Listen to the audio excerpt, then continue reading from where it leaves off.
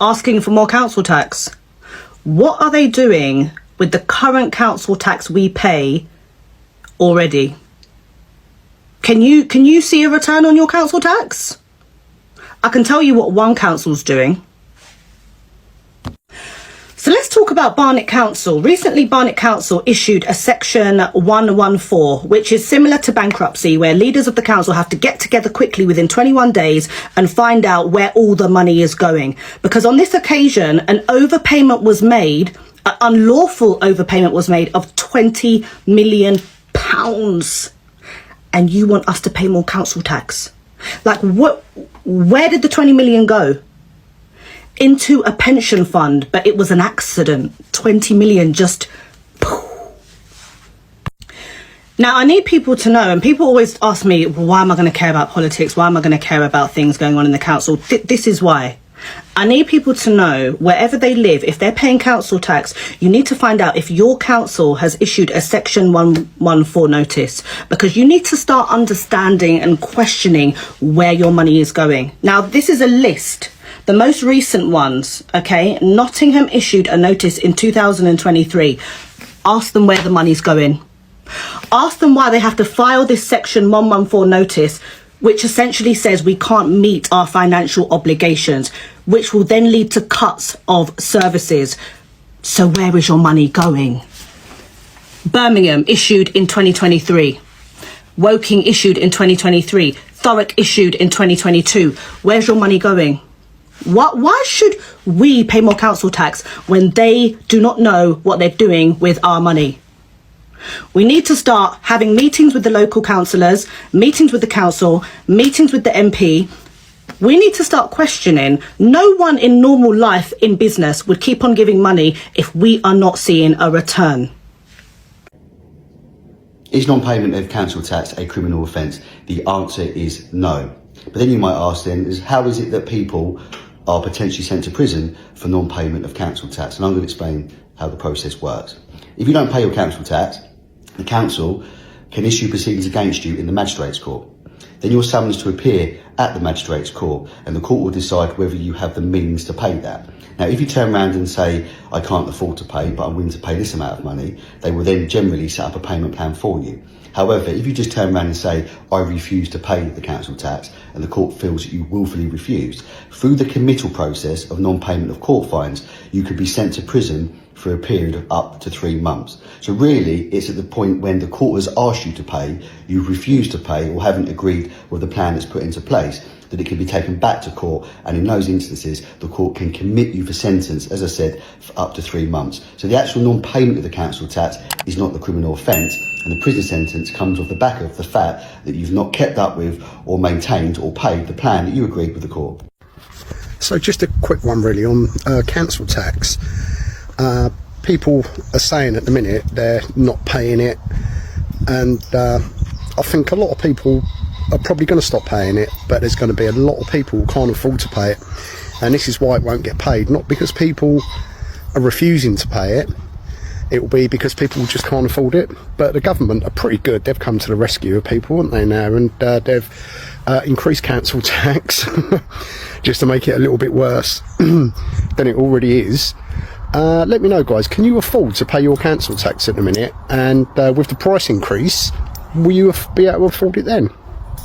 It's just unbelievable, absolutely unbelievable. Let me know, guys, if you're struggling with your council tax. It'd be interesting, because most of the people I know are, with the price increases coming up next month, it's a nail in the coffin for us, yet another one. Let me know, guys, I love you all. Thanks for watching. You seen this new shit about the council tax? It's getting worse and worse and worse. So if you're single, like me, you get a 25% discount off your council tax. And there's lots of different factors for people getting this. It's not just if you're single. They're taking it away. They're taking it away. They want you to pay full tax. For what? The country is literally falling apart. Literally falling apart. What the are you paying for? What are you paying for? I'll tell you what you're paying for. These corrupt snakes in the grass, that's what you're paying for. You see them going on their holidays like 15 times a year, that's what you're paying for. That's what we're all paying for. Stop paying your council tax. If we all come together and do that, there's not a single thing that they can do. Use your heads, people.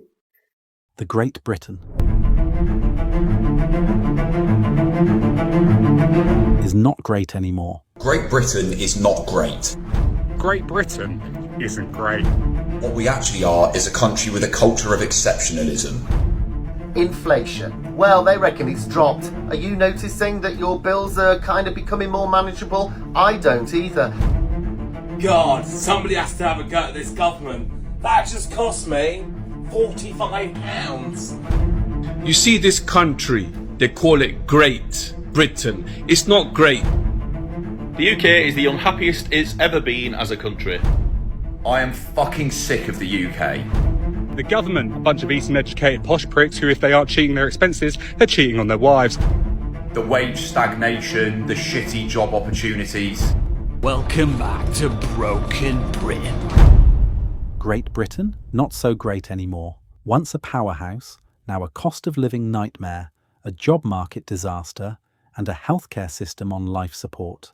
Wages aren't keeping up, rent is borderline robbery, and somehow basic survival feels like a luxury. At this point, the only thing great about Britain is how spectacularly it's falling apart. Stick around because we're breaking it all down. These are the top 5 reasons Great Britain isn't great. Number 1, the weather. Typically in the UK there's 2 seasons, shit and too hot. 8 months of the year is a combination of rain, darkness and intermittent snow, which although we know is coming, we are never fully prepared for. This often brings the country to a halt and somehow manages to make an already shit national train service even worse. Number 2, the government. A bunch of Eastern educated posh pricks who, if they aren't cheating their expenses, they're cheating on their wives. Fools with COVID rules for one and private schools for the other. And every 4 years, a choice of 2 parties, where one feels like a dinner party where Sweetie Todd serves you as human pie, or you can pick the alternative, which feels like a swingers party you must attend with your parents. Number 3, the NHS advertises free, although funded through your paycheck. Due to politicians' preferences to give themselves a pay rise over the nurses and doctors who keep us alive, you've got doctors striking more than pro bowlers with the sides up, available appointments only in the afterlife, and ambulance wait times so long you think NHS stood for not here soon. Number 4, education. Kids at 18 are pushed to go to uni, setting them up with 40 grand of debt in exchange for an unlaminated certificate in puppet design from the University of Bolton. But don't worry, they can use this to enter a job market with stagnating wages, a need to retrain, and the lovely realisation that with every paycheck you're paying it back, your degree was a scam. And number 5, the crime. If it isn't news about youths sword fighting in the street on BMXs, it's another story cementing the idea that job descriptions to be a BBC News presenter include the requirement to be a nonce. Not to mention the should-be crime against young people, where they pay 50% of their wages each month to multi-millionaire landlords who are allowed to purchase entire property portfolios for 60p, a pack of chewing gum and a hip bump back in 1985. What a mess. What an absolute mess this country is in. Number 1, let me tell you why you should be concerned, okay? Number 1, inflation. Well, they reckon it's dropped. Are you noticing that your bills are kind of becoming more manageable? I don't either. They're going north, aren't they? I think that's cobblers that inflation's dropped. Number 2, unemployment's forecast to increase. Yeah. Well, that's down to Rachel Reeves. I mean, if you're slamming more costs on business, what they're going to do, they're going to claw back and revisit their hiring plans. Number 3, we're now living in a society where, well, you have to be careful what you say on anything, even on things like this, don't you? Otherwise, you might be cancelled. All that sort of cobblers. The list just goes on. But I do believe Britain is a bit broken. The other thing, by the way, look out for strikes. Oh, they're going to spread. Unions are becoming very militant at the moment. Yeah, and Angela Rayner and that new legislation that's coming in to protect workers, that'll just make things even worse. You wait and see. I think there'll be a lot of regret from those people that voted Labour. I tell you what, you think it's bad now? I think there's worse to come. Just landed back in Broken Britain, back in England, and take a look at my case. There's a damn wheel missing on my case. Thanks a lot, Heathrow Airport. Welcome back to Broken Britain. What is going on here? Look at the trash. It's a total for fish and chips and a coffee. £32.64. Oh my god, look at the state of this. How old is this train even? Why is it just rubbish and trash all over the place? Is this not one of the richest countries and richest cities in the world. Why is there a cardboard box there? Oh my god, look at all this chewing gum on the floor. And some more homeless people. What's this even? There's a bike just missing wheels there. What has happened to my country? What has happened to the UK? Keir Starmer, you've got a lot to answer for. You've got a lot to fix. Can he fix it? Who knows? I am fucking sick of the UK.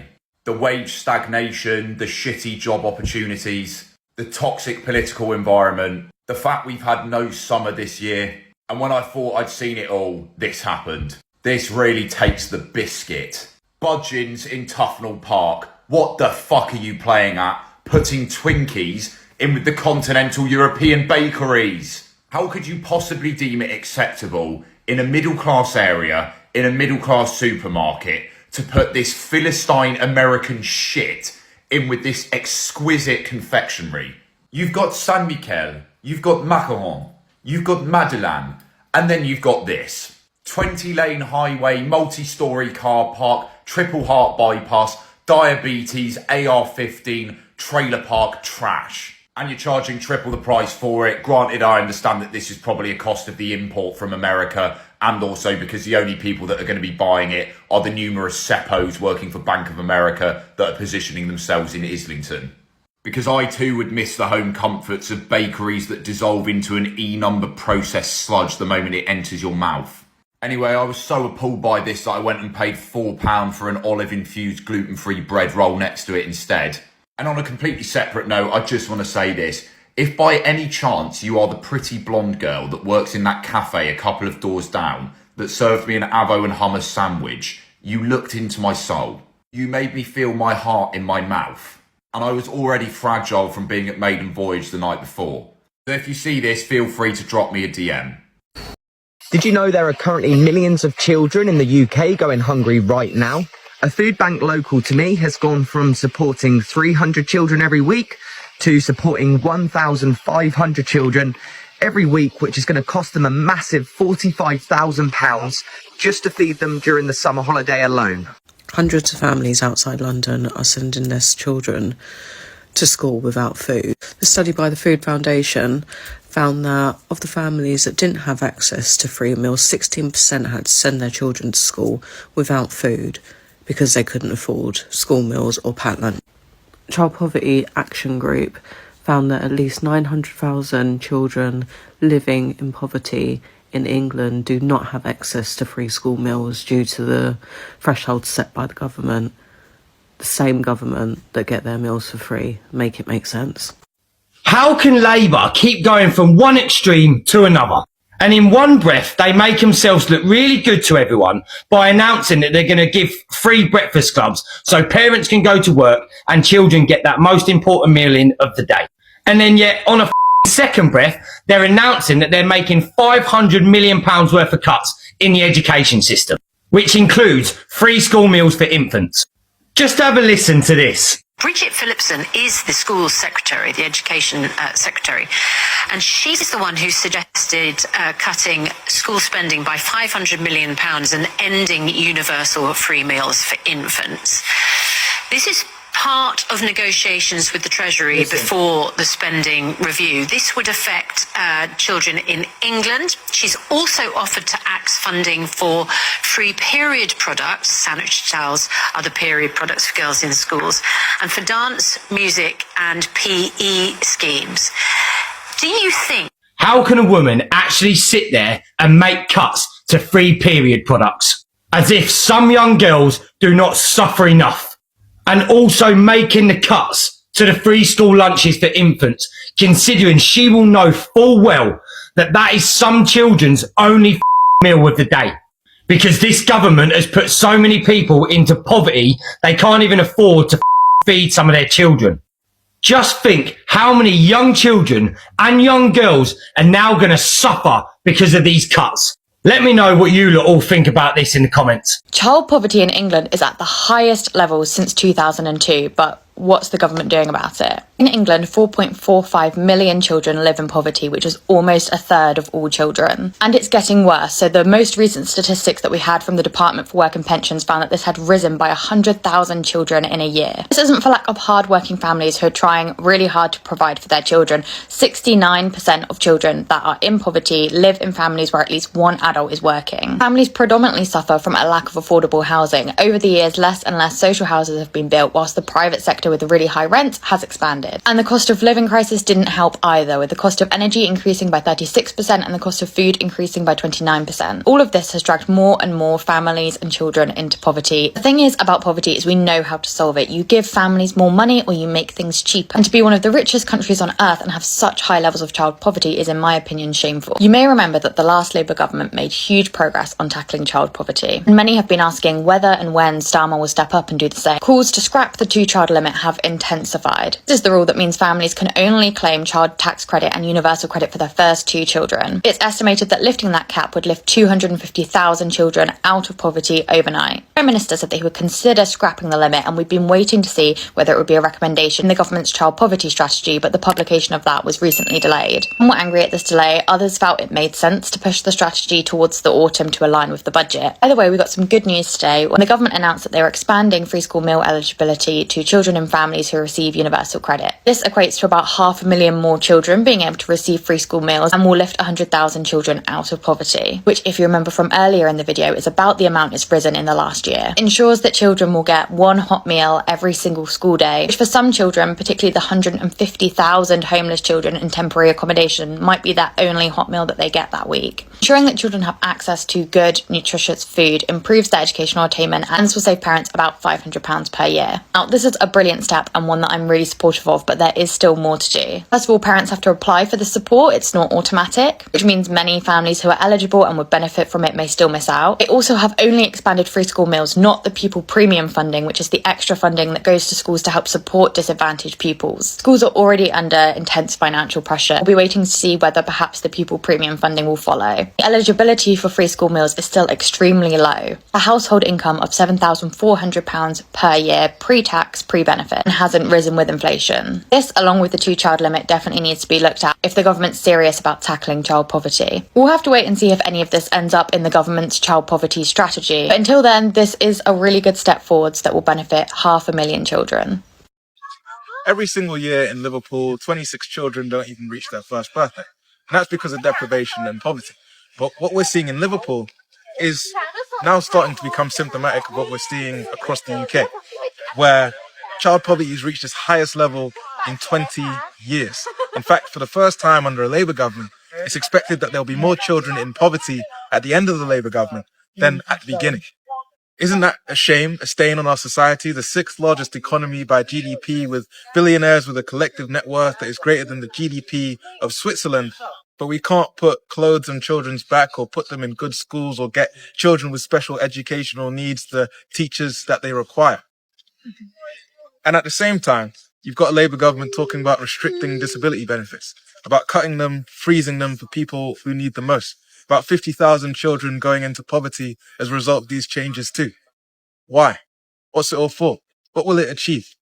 And if you'd like to learn about how people are challenging this system, about pushing back against this idea, perhaps lifting the 2-child benefit cap that could be paid for with just a 2% tax on assets over £10 million, then see the caption down below. Is it just me that looks at these guys in America with all these cars? And I'm looking in the UK and I can barely get insured on a flipping Corsa.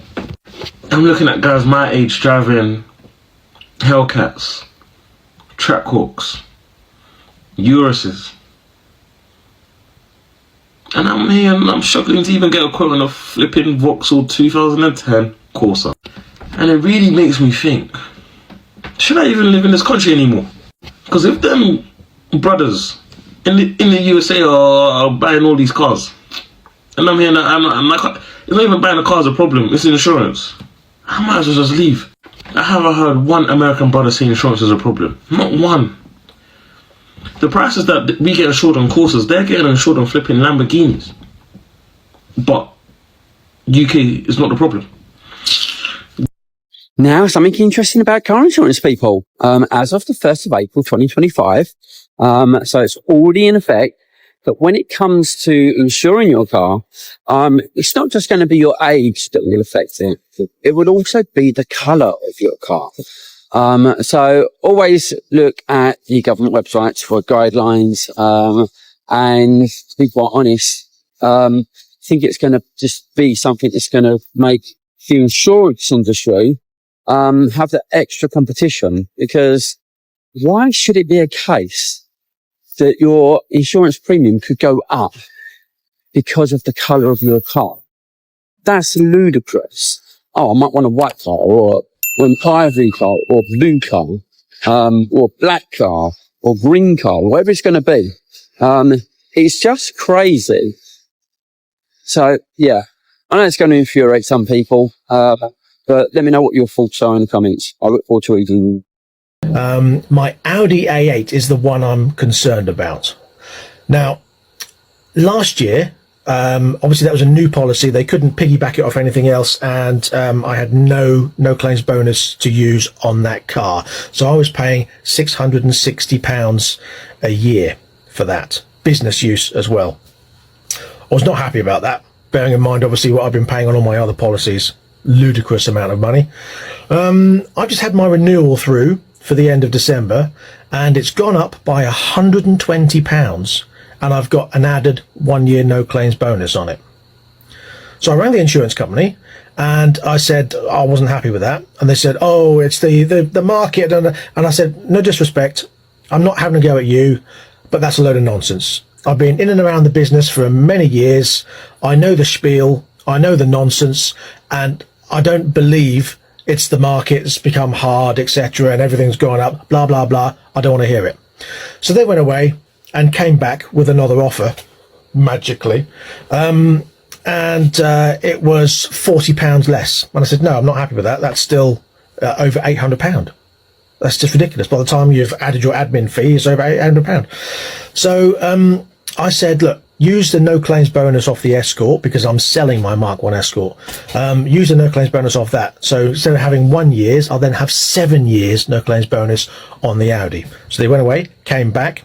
They've reduced it by another 40 quid. Really? So going from 1 year's no claims bonus to 7 years no claims bonus has basically only taken 40 quid off the annual policy. So it's still in the mid £700s, and it's still £100 more than last year. By the time you've added your admin fee, they said, oh, we can reduce our admin fee. I'm sure you can. So they reduced the admin fee, so it's still £80 more than it was last year. And they said, that's a good deal. No, it isn't. I've gone from last year having no claims bonus, £660, to this year having 7 years no claims bonus off the other policy, to £720. Sorry, £740, sorry, £80 more. How is that a good deal? So I threatened to take all my 13 policies to another company. I said, no disrespect, but you'll either find a better quote, or I will take all 13 policies and go to another company. I don't really want to do that, but if I have to, I will. So they've gone away to find, and they said, oh, well, we can search the market a bit wider than we usually do, and perhaps compare the market in places like that to see if we can come back with a better offer for you. Okay, well, why didn't you do that in the first place?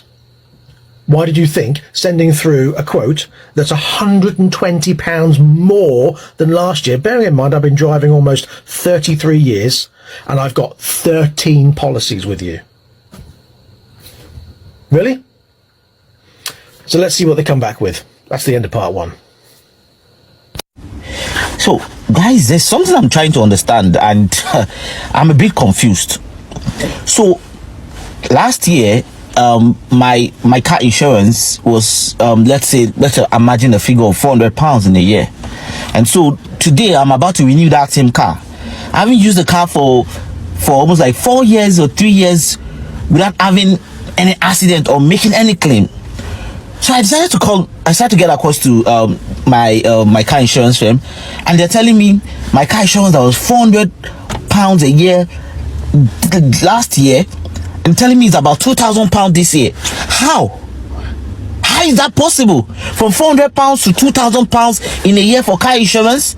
A car that I've never used. I've never hit anybody. Nobody has hit me before. I've never made any claim. And so I was asking them, what is the reasons why it is that high? And they said cost of living. How does cost of living, how does it affect car insurance? How does it affect car insurance? I don't understand. So I'm going to pay £2,000 and I have to still be careful not to get any car hits. I don't know. It doesn't make sense to me. What is really happening? What is happening, guys? Because I'm so confused. Do you also feel the same way? Do you just want to be able to insure a BMW without it costing the value of the car? Let's have a chat about UK car insurance and why it is so backwards, coming from a professional driver, a Class 1 driver. Now, I spend all day out on the road, and I am telling you categorically that the most risky, dangerous drivers are the elderly. And they quite often will pay the lowest insurance premiums, even though I feel they pose the biggest risk on the roads. Not being funny, but if I, in a 44-ton Arctic, can overtake little Doris in her Honda Jazz while going uphill, she's the problem. Old people whose eyesight is so bad they can't read road signs until they're 2 feet away from it. They are the problem.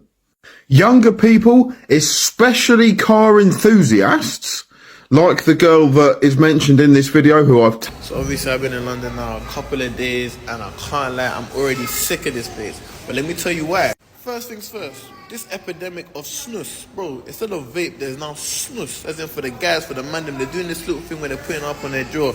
That's not tolerated over here. Bro, Londoners go to bed on time. There's nothing fun happening past 9 o'clock. Imagine in a whole London, deep it. Everything shuts after 9 o'clock. I'm trying to go get food, shut. I'm trying to go have fun, shut. Go on a club, party, shut. This is why you man are so depressed. There's nothing fun to do here past 9 o'clock. Don't even get me started about the weather, bro. This is the first time I've had to wear a jacket in 11 months. I don't even use the jacket. I bought my other jacket from London from them times, and I still ain't even put it on. But I come here, bro, I got a cold. I just need to wear a jacket because it's cold. Jesus. I've even had to take this snap or this whole TikTok thing inside of KFC because there's a phone snatcher epidemic. Why are people able to come and take my phone from my hand? This was not happening when I was here. Bro, they need to put me back in Parliament or something. This is why I do not want to live in the United Kingdom anymore. I've lived here all my life. I'm 30 years old, and I'm going to tell you exactly why I do not want to live here. Somebody can make an offensive Facebook status or a tweet. Granted, yes, they should be brought to justice. They should be punished for what they do. I agree. They are sentenced to 20 months in the UK. A man can also commit one of the worst crimes to do with children. He will be sentenced to a 6-month suspended sentence where he won't even see the inside of a jail cell. This man is higher up in society. He has money. Some might say he's part of the elite. I can't say too much in this video because I could get into a lot of trouble. But to me, that sounds backwards. Does it sound backwards to you? Maybe I'm wrong. Please let me know. But that is why I do not want to live in the UK anymore. I am fucking sick of the UK. The wage stagnation, the shitty job opportunities, the toxic political environment, the fact we've had no summer this year. And when I thought I'd seen it all, this happened. This really takes the biscuit. Budgeons in Tufnell Park. What the fuck are you playing at? Putting Twinkies in with the continental European bakeries. How could you possibly deem it acceptable in a middle class area, in a middle class supermarket, to put this Philistine American shit in with this exquisite confectionery? You've got San Michel, you've got macaron, you've got Madeleine, and then you've got this. 20-lane highway, multi-storey car park, triple heart bypass, diabetes, AR-15, trailer park trash. And you're charging triple the price for it. Granted, I understand that this is probably a cost of the import from America, and also because the only people that are going to be buying it are the numerous seppos working for Bank of America that are positioning themselves in Islington. Because I too would miss the home comforts of bakeries that dissolve into an E-number processed sludge the moment it enters your mouth. Anyway, I was so appalled by this that I went and paid £4 for an olive-infused gluten-free bread roll next to it instead. And on a completely separate note, I just want to say this. If by any chance you are the pretty blonde girl that works in that cafe a couple of doors down that served me an avo and hummus sandwich, you looked into my soul. You made me feel my heart in my mouth. And I was already fragile from being at Maiden Voyage the night before. So if you see this, feel free to drop me a DM.